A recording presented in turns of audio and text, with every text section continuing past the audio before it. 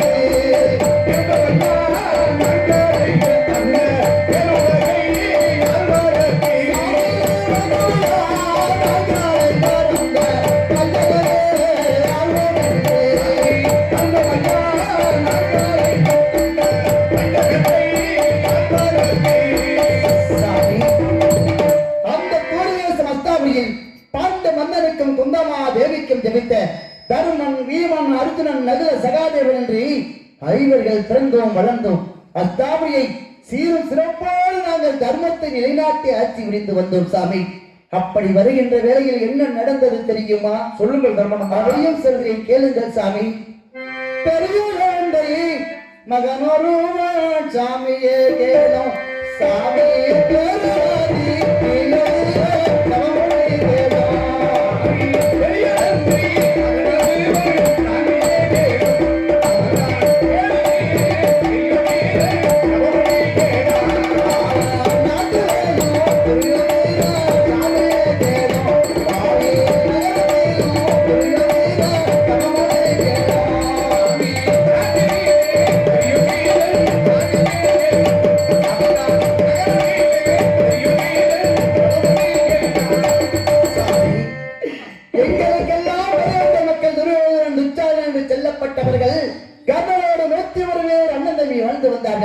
அந்த கொடியவன் துரியோதனன் என்ன செய்தான் தெரியுமா? என்ன செய்தான்? பாண்டவர்களாகிய ஐவர்களுக்கு பகுதி நாடி நாம் 101 பேர் இருக்கின்றோம், நமக்கும் பகுதி நாடா, இந்த பாண்டவர்களை எப்படியாவது கொண்டுவிட வேண்டும் என்று அந்த பாவி அரக்கத்திரு மாளிகையில் எங்களை எல்லாம் அடைத்து தீயிட்டு கொள்ள நினைத்தான். அப்பொழுது ஆபத்து வந்தவன் பிறந்தவன் கிருபையால் தப்பி பிழைத்தோம் சாமி. பிறகு என்ன செய்தான்? அதன் பிறகு அந்த கொடியவன் எங்களை விட்டபாடில்லை. அன்னவன் தன்னுடைய நாட்டிலே பளிங்கமா மண்டபம் கட்டியிருக்கின்றேன், விருந்துக்கு வாருங்கள் என்று அழைப்பு கொடுத்திருந்தான். நீங்களும் அனைவரும் சென்றிருப்பீர்கள். அனைவரும் விருந்துக்கு சென்றோம். விருந்து சாப்பிட்டு ஓய்வெடுக்கும் நேரத்தில் அந்த பாவி என்ன செய்தான் தெரியுமா? என்ன செய்தான்? பாவி நல்லா துரியோதனன் சாமி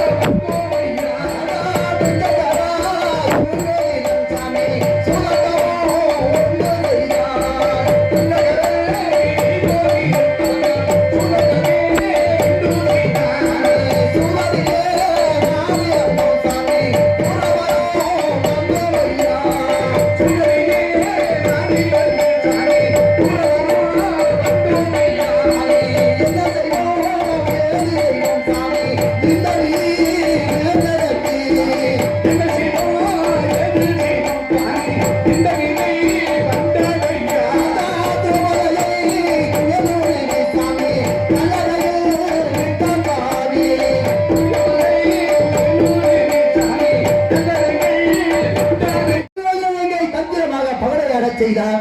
பகடையாட்டத்தில் நாடு நகரம் பொன் பொருள் அனைத்தையும் வைத்து விளையாடினேன். அத்தனையிலும் நான் தோல்வியடைந்தேன். அந்த துரியோதனன் வெற்றியடைந்து விட்டான் சாமி. அதனால் நான் சொல்லும் வார்த்தைக்கு கட்டுப்பட்டு நீங்கள் நடக்க வேண்டும் என்றால் ஆகட்டும் என்றேன். அப்பொழுது என்ன சொன்னான் தெரியுமா? நீங்கள் 14 வருடம் வனவாசம் சென்று வர வேண்டும். 14வது வருடத்தில் 18 நாள் பாரத போர் நடக்கும். போரிலே வென்றால் பகுதி நாட்டை தருகிறேன், இல்லாவிட்டால் ஒருவரும் தர முடியாது என்று திட்டவட்டமாக சொல்லி அனுப்பினார். அண்ணனுடைய சொல்லுக்கு கட்டுப்பட்டு நாங்கள் ஒருவராக கடந்து வந்தோம் சாமி. அப்பொழுது அந்த பாவிகளை விட்ட பாடில்லை சாமி. என்ன செய்தான் தெரியுமா? என்ன செய்தான் பாவி? போகும் அல்ல வழிதான் இல்லை சாமி.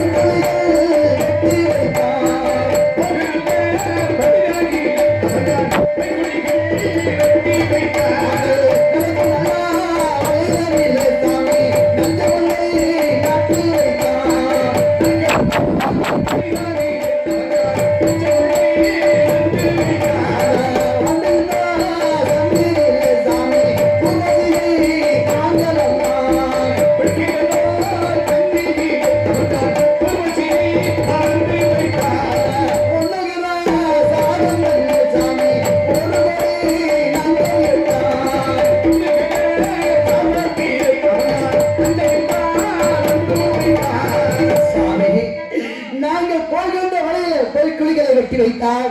நடக்கும் வழியிலே நஞ்சு முள்ளை நாட்டினான். குடிக்கின்ற தண்ணீரில் கூட நஞ்சை இட்டு அந்த பாவை எங்கெல்லாம் கொண்டுள்ள வேண்டும் என்று எண்ணத்தோடு வாழ்ந்து வருகிறார் சாமி. அப்போதெல்லாம் எங்களுடைய ஆபத்து வந்தவர் அந்த பரந்தாமனை கிருபையால் தப்பி பிழைத்து ஒவ்வொரு வனமாக கடந்து 8 வனத்தை கடந்து 9வது வனம் என்று செல்லப்பட்ட தாங்களுடைய வனத்திற்கு வந்திருக்கின்றோம். தாங்களாவது அந்த அத்தவரை நாங்கள் மீண்டும் வாழ்வதற்கு ஏதாவது ஒரு உபாயம் இருந்தால் எடுத்துச் செல்ல வேண்டும் சாமி. அஸ்தினாபுரத்தில் ஆளக்கூடிய பாண்டு மகாராஜனுக்கும் குந்தமா தேவைக்கும் ஜனித்த பாலகர்கள் 5 பாஞ்ச பாண்டவர்கள். தாங்கள் 5 பகுதி நாடு 101 பேர் கர்ணனோடு. வடங்காமணி மன்னன் வஸ்திர திரேகம் படித்தவன் துரியோதனன் 101 பேருக்கு பகுதி நாடா என்று சொல்லி உங்களை தந்திர சூழ்ச்சியாக அந்த அரண்மனைக்கு அழைத்து நெருப்பூட்டி உங்களை எரிக்க நினைத்தார். உண்மைதான் சாமி. தப்பித்து பிழைத்து விட்டீர்கள். உண்மைதான். 2வது முறை தாங்களை வெல்ல வேண்டும் என்று அவன் தந்திரமாக சூதாட வைத்தார். உண்மைதான். அந்த சூதிலே பெரிய சோதனை நடந்திருக்கிறது சாமி. தாங்களை வெல்ல வேண்டும் என்பதற்காக ஒரு மனிதனுடைய எலும்பை எடுத்து அந்த சொக்கட்ட கட்டையை உருவாக்கி இருக்கின்றான். அந்த சொக்கட்ட கட்டை துரியோதனன் என்ன கேட்கிறாரோ அதுதான் விழுகும். நீங்கள் எதிர்பார்த்தது விழுதா சாமி? அதற்கு காரணம் அங்கே இருக்கக்கூடிய சகுனி. சகுனியின் சூழ்ச்சியால் நாங்கள் தோல்வியை கண்டோம் சாமி. ஆகையினாலே 12 வருடங்கள் வனவாசம் செல்ல வேண்டும். காரணம் தாங்கள் தோற்ற காரணத்தினால், சூதினால் தோற்ற காரணத்தினால் 2 ஆண்டுகள் யாருடைய கண்களுக்கும் தெரியாமல் ஐங்காவனம் செல்ல வேண்டும். உண்மைதான். அப்படி 14 ஆண்டுகள் சென்று மீண்டும் நாட்டுக்கு வந்தால் 18 நாள் பாரத போர் நடத்த வேண்டும். அந்த போர் முனையிலே தாங்கள் வெற்றி பெற்றால் தான் தாங்களுக்கு சொன்னபடி பகுதி நாடு தருவான். உண்மைதான் சாமி. ஆனால் தாங்களால் போரில் வெற்றி பெற முடியாது. சாமி என்ன சொல்கின்றீர்கள்? ஏன் முடியாது சாமி? காரணம் இருக்கின்றது. அவனிடத்திலே கர்ணன் இருக்கின்றான். கர்ணனோ ஒரு நாள் ஒன்றுக்கு 10 கிலோ நெல்லம்பால் கொடுத்து கார்கோடை என்ற கடை ஒன்றை வளர்த்து வருகின்றான். சாமி அந்த நாகபாச கடைக்கு ஈரல் உலகத்திலும் எதிர்க்கணையே கிடையாது. அவர்கள் எதற்காக உங்களை காட்டுக்கு அனுப்பினார்கள் தெரியுமா? என்ன சொல்கின்றீர்கள்? 12 ஆண்டுகளிலே தாங்கள் காட்டிலே மிருகங்களுக்கு அடிமையாகி இறந்து விடுவீர்கள் என்றுதான் கெட்ட நோக்கத்தோடு உங்களை அனுப்பியிருக்கின்றான். அப்படியா சாமி? அந்த நாகாஸ்திரத்தை வெல்ல வேண்டுமானால் எதிர் கணை வேண்டும். அதற்கு ஒரு உபாயம் இருக்கின்றது. அது எங்கு இருக்கின்றது, எப்படி பெற வேண்டும் என்பதை தாங்கள் தான் எடுத்துச் செல்ல வேண்டும் சாமி. ஓம் நமச்சிவாய நமக. தாங்கள் அனுதினமும் வணங்கி கொண்டிருக்கக்கூடிய ஆபத்து வந்தவன் அநாத ரட்சகன் ஆதியிலே பள்ளி கொண்ட ஆதி நாராயணன் தாங்களுடைய மைத்தனர் மகாவிஷ்ணுவை அழைத்து கிருஷ்ணரை அழைத்து இதற்கு எங்கே உபாயம் இருக்கின்றது, நாங்கள் நாட்டுக்கு செல்வதா அல்லது காட்டிலே அழைத்து விடுவதா என்று சரியான உபாயத்தை தெரிந்து கொள்ள வேண்டும் என்றால் கிருஷ்ணனை அழைக்க வேண்டும். அவருக்குத்தான் இந்த உபாயம் இருக்கக்கூடிய இடம் தெரியும். அப்படியா சாமி? ஒரு வருடங்கள் என்னுடைய பர்ணசாலையிலே தாங்கள் சிறப்பாக வாழ்ந்து பிறகு அடுத்த வருடத்திற்கு செல்லுங்கள். அதற்கு அனுமதி தருகிறேன். தாங்கள் நாட்டை வெல்ல வேண்டும் என்றால் தாங்களுடைய மைத்துனரை அழைத்து அதற்கு உண்டான பயத்தை தேடிக் கொள்ளுங்கள். வரட்டுமா?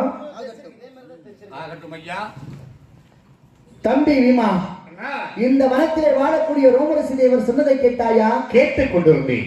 அந்த துரியோதனன் நண்பன் கர்ணனை அழைத்து வருகிறான். நண்பன் கர்ணனோ நாளொன்றுக்கு 10 பால் கொடுக்கும் நாகாஸ்திரத்தை வளர்த்து வருகிறான். அந்த நாகாஸ்திரத்தை வெல்ல வேண்டுமானால் 14 லோகத்திலும் எதிர்கணையே கிடையாதாம். எதிர்கணை வேண்டுமானால் அது எங்கே இருக்கின்றது, எப்படி பெற வேண்டும் என்பதை நம்முடைய ஆபத்து வந்தவனை அழைத்து நாம் அறிந்து கொள்ள வேண்டும் என்று எடுத்துச் சொல்லிவிட்டு செல்கிறார். இப்பொழுது நம்முடைய ஆபத்து வந்தவனை அழைக்க வேண்டும் தம்பி. அழைத்து வருவோம். ஆகட்டும் அண்ணா. பேரம்பு கொண்ட பெரியோர்களே, மாயக்கண்ணனை வரவழைக்கின்ற பொழுது அருள் சக்தி உள்ளவங்களுக்கு நிச்சயமாக அருள் வந்துவிடும் என்பதால் கொஞ்சம் தயவு செய்து அந்த நேர் படத்திற்கான பார்த்தீங்களா, அவங்க கொஞ்சம் எதிர்த்து சொல்லுங்க. சாமி வேற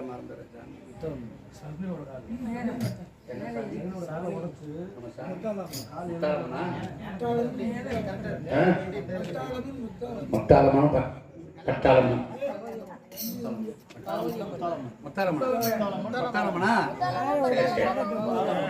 இந்த ஊரிலே நான் வருஷம் சாமி பேரை மாற்றுறேன். இந்த ஊரிலே குடிகொண்டிருக்கக்கூடிய நம்மளுடைய தாய் வேப்பலக்காரி விளையாடும் பத்திரி உத்தர விபத்திரி ஒரு சொல்லு வாசகம் ஆயிரம் கண்ணுடைய தாயே முத்தாலம்மா அழைக்கின்ற நேரத்திலே ஓடி வந்து இந்த ஊர் மக்களையும் உன்னுடைய பக்த கோடிகளும் காத்து ரசிக்க வேண்டும். தாயே அம்மா உலகமெல்லாம் ஆண்டவரே தாயே தாயே நீ ஓடி வர வேண்டும் அம்மா முத்தாலம்மா.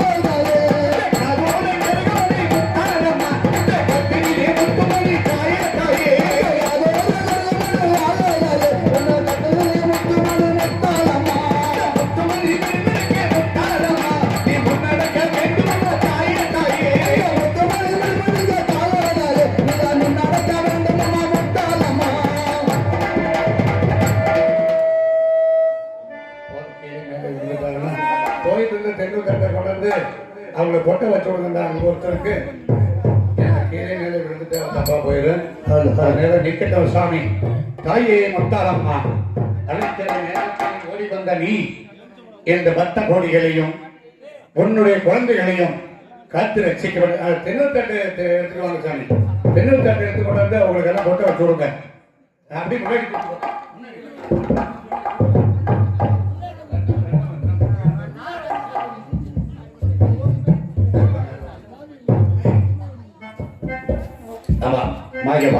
மதுசூதனா அழைக்கிற நேரத்திலே ஓடி வர வேண்டும் மைந்தனி ஓடி வர வேண்டும் எங்களை காத்து ரசிக்க வேண்டும். ஆளிலமே வள்ளி கொண்டாரி ராமமயகண்ணா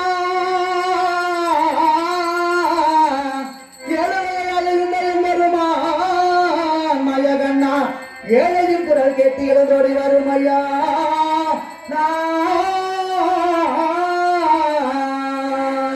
எழுந்தோடி வரும் ஐயா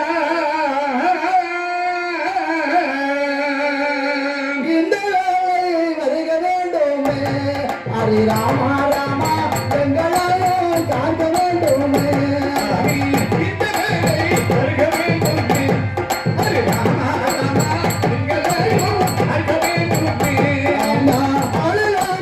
பள்ளி கொண்டாவா ஹரி ராமா ராமா ஹரி ராமா பாருவே கண்ணா